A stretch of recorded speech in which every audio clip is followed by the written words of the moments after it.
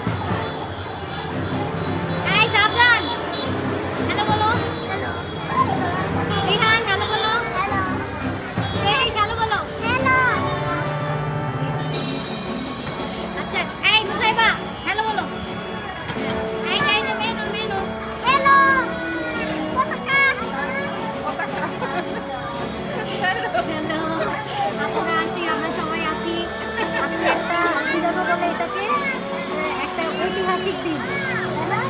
এটা আমরা করলাম, উইটনেস করলাম। ভালো লাগতেছে, আকাশটাও ভালো লাগতেছে, পাখিরাও। সবাই কেমন লাগছে?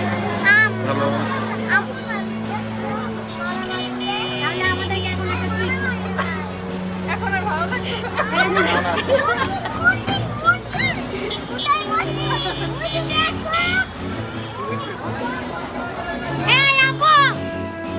খুঁজে পাইছি, ওই আপনার ছেলে, ওই যে চলেন করে চলেন। হ্যাঁ, আমরা তো ওই যে উপরে, সবগুলো উপরে। আসেন আসেন, চলেন চলে যাই। কি উইটনেস করতেছি দেখেন। ও মাই গড, সংসদ ভবনে গড, কি উইটনেস করতেছি আমরা।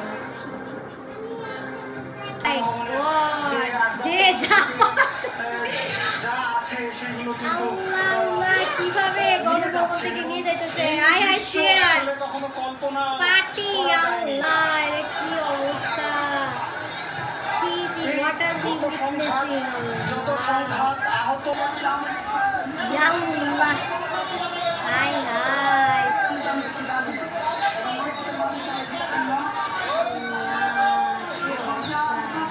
সরকার চুরি করছে ভালো কথা, তাই সরকারকে কপি করে আমাদের চুরি করা জিনিস উঠায় নিয়ে যাওয়া, এটার বিরুদ্ধে আমি। হ্যাঁ, ড্রাম শুদ্ধ উঠায় নিয়ে গেছে, ভবনের রান্না করা রান্নাগুলা খাইতেছে। আল্লাহ, বুফেতে রান্না খাইতেছে। কি অবস্থা, গণভবনের ভিতরে ঢুকে রান্না খাইতেছে। আল্লাহ, ভবনের সুইমিং পুল।